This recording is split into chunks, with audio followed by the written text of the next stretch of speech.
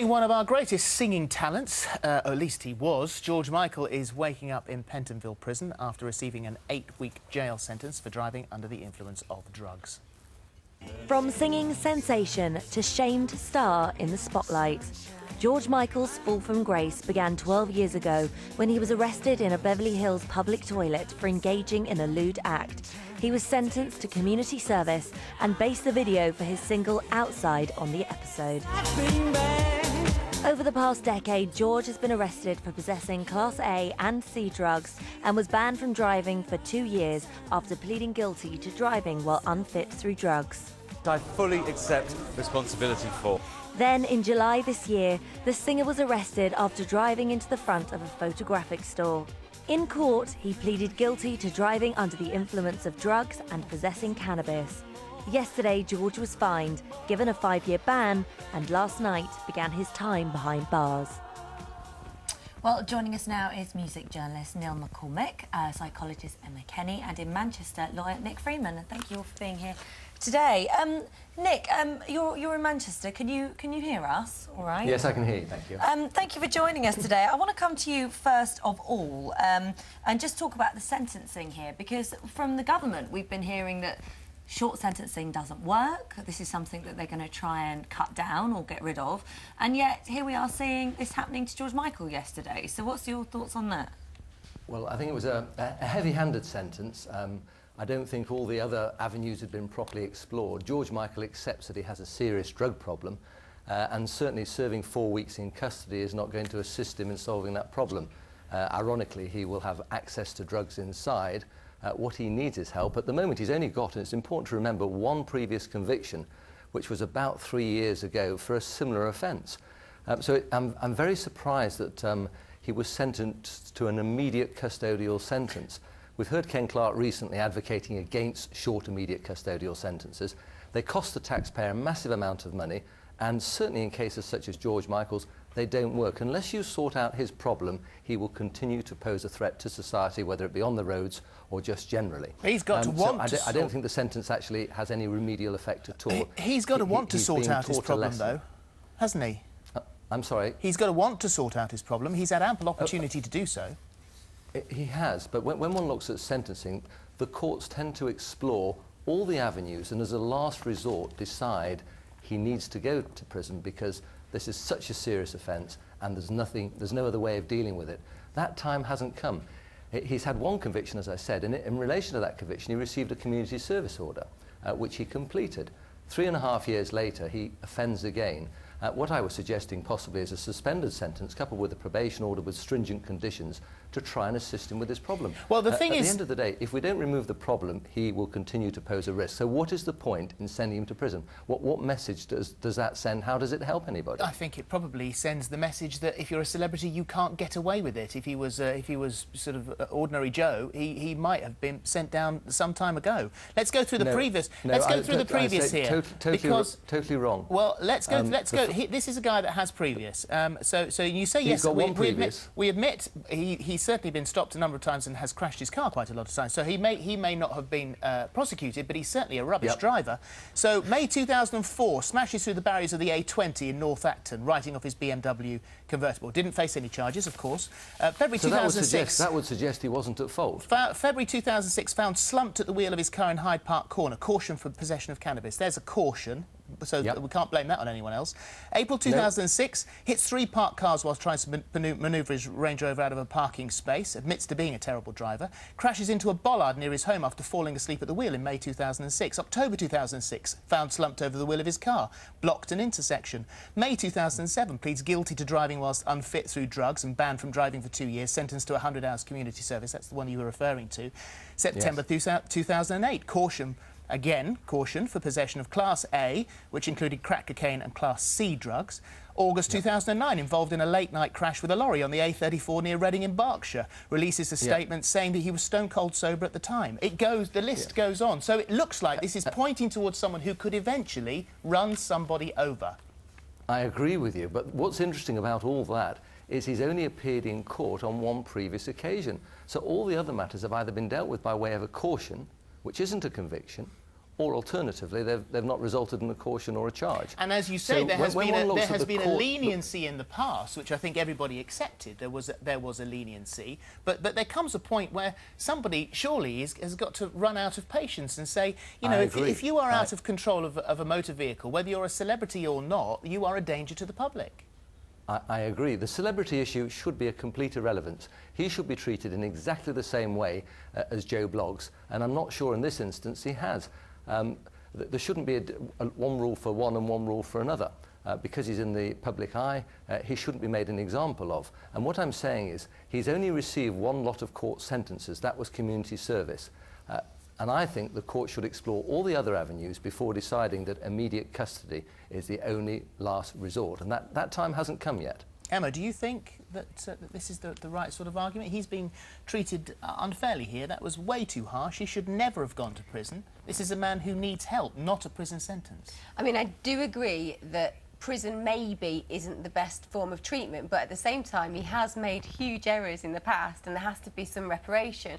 I think he's got a really severe drugs problem. I think the fact that people do misconceive that driving under the influence of cannabis is different than driving under the influence of alcohol, and actually that's not true. I think rehab and a long term of taking responsibility for his actions would have been a better way forward. But at the end of the day, I also think, you know, celebrities do get treated quite leniently a lot of the time, which means that when they arrive at this juncture, a sentence like this is given because actually they should have maybe had more things happen in the past. It's interesting that the District Judge Perkins, who took into account that George had checked into a clinic after the crash to seek help for anxiety and depression, did say, and this is from the judge, the starting point for a case of this type would usually be a 12-week sentence for a first-time offender, but 15 weeks imprisonment for someone with a previous conviction. And I think as well that if you went to any council estate and met somebody who'd been charged with a similar offence, you're right, they would have gone to prison.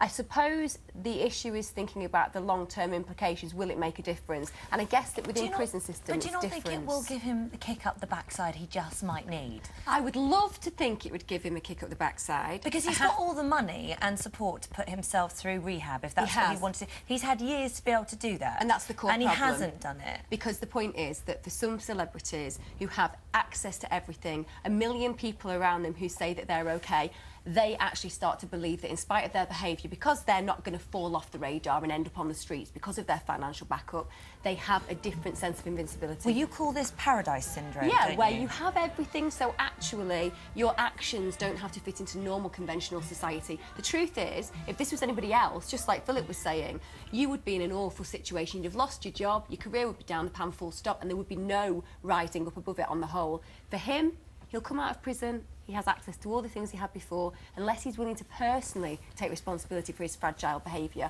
and vulnerability, he's going to So what does he need now, then? Well, I mean, obviously you've got to have a great support network around you. And I was reading in the newspaper today, someone who allegedly seems to know him reasonably well said that he had great mates. He's got a good support network around him. Until well, they're not doing a very good job. No, until you intrinsically believe that you have a problem, until you're willing to say, actually, you know what, I'm not invincible, this behaviour is completely unfeasible, and more than anything, for myself, to live a better, happier life, I need to work on my own self-regard, you're not going to get further. He is, undoubtedly, at core, not happy. And that's the thing that needs to be changed. When he has self-value, he'll act in a way that he doesn't risk his own behaviour. Make no disbelief about this. The truth is, if you take high risks with yourself, you have low self-esteem. It's as simple as that. People who are willing to risk their future have low self-esteem. Well, we've been reading reports in the paper today, and obviously none of these we can prove of him, you know, crying now that he's been entered into jail. And Neil, you've met him a few times and have spoken about his strength of character. So I wanted to ask you, how do you think he's going to cope with this? How do you think he's going to be feeling this morning, waking up in a prison cell? Well, you know, it's going to be a shock waking up in a prison cell for anybody. You know, it pulls anybody out of their routine, and you're in a door that you can't open from the inside. It's a very traumatic thing. He strikes me, I've only met him socially and in interview situations, as someone with real strength of character. And I think he is man enough to deal with it, and maybe, you know, to take some responsibility, to think about the responsibility that he has to take for being there. I don't see him necessarily falling apart, but it's going to be a shocking change to anything he's used to.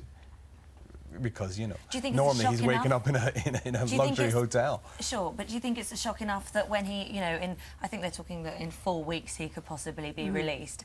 Do you think it's shock enough to make him change his ways, or do you think, you know, even though he's in the limelight and is now behind bars, do you think he's that strong-headed that he's thinking, oh, well, I'll do what I want? I think what's interesting about George Michael in this is that he went through this incredible mega stardom, mega wattage fame while hiding his sexual identity from himself initially and from the world, and living this kind of secret life. And he was outed. He didn't out himself. He was outed in that incident in Los Angeles. And since then, It didn't. he I mean, that was a swung fairly around. open Yes. incident, though, wasn't But it? he He swung wasn't around, hiding it. and he went the opposite way, which was he's ridiculously candid in interviews. He says things that you think, wow, I'm amazed that you're telling us about your drug habit and you're telling us about your sexual predilections. And he doesn't seem to care much about the commercial side of his career. He doesn't seem to hanker for the kind of stardom that he had. In fact, he talks about liking the reduced level of stardom. But he seems to have an almost belligerent desire to live life on his own terms, which means if he wants to smoke dope and drive, then he's going to do it. I mean, the ridiculous thing is that all of these problems could have been solved by hiring a chauffeur. I mean, it's not. Yeah, it's not like this is not like the great rock and roll crime. This is kind of it's like a carry-on crime. It's almost comical that someone this rich would get himself in this situation. But there's a sort of belligerent attitude that I'm going to live my life the way I want to live. Anybody should have the right to live their life the way they want to live within the constraints of society. So all he's got to do is wake up and realise I can't do this and get away with it. And I think, you know, Nick, he's that's under not a big licence step. after 4 weeks. What does that mean? Can you explain that to us? Well, he probably won't even serve 4 weeks. He'll probably be released after about 2 weeks and tagged. Because, as you know, the prisons are overcrowded. It costs an awful lot of money. So I don't expect him to serve 4 weeks. I think he'll be out before then and tagged. And then one again asks oneself, what's the point? But you're right. It's possible that this will teach him the lesson that he needs. It'll give him a shake-up. But the reality is he's addicted. He's been addicted for years. And until you address the problem will not go away. You are famous for getting famous people off their perhaps sentences that people think that they deserve. Could you have got him off? I'd have argued very strongly against an immediate custodial sentence. And that would have been the track that you would have taken. Yeah, absolutely. I would have acknowledged that a custodial sentence is certainly something that should be considered. One considers the guidelines, but in these circumstances it should be suspended and coupled with remedial types of sentence that will help him, and if it helps him, it helps society in the long run. One last chance. I don't think with one previous conviction, all the avenues had not been properly explored. And what's the point in having these sentences? These sentences with probation orders where you attend clinics, you're psychologically assessed. What is the point of these sort of things when you have a man who actually isn't in denial, he accepts he has a problem, let society try and help him deal with it? But you did hear what I said about Judge Perkins said that the starting point for a case like this would usually be 12 weeks for a first-time offender, 15 weeks imprisonment for someone who had a previous. Yep, I appreciate that. So, in actual fact, he's got quite a lenient sentence.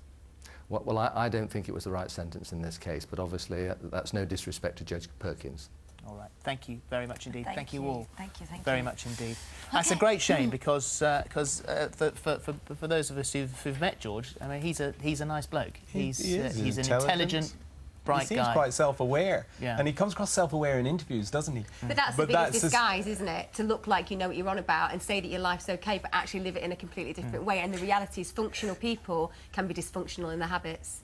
Well, DJK says George Michael should be in prison. He broke the law, period. We're too easy with everyone, which is why our country is as it is.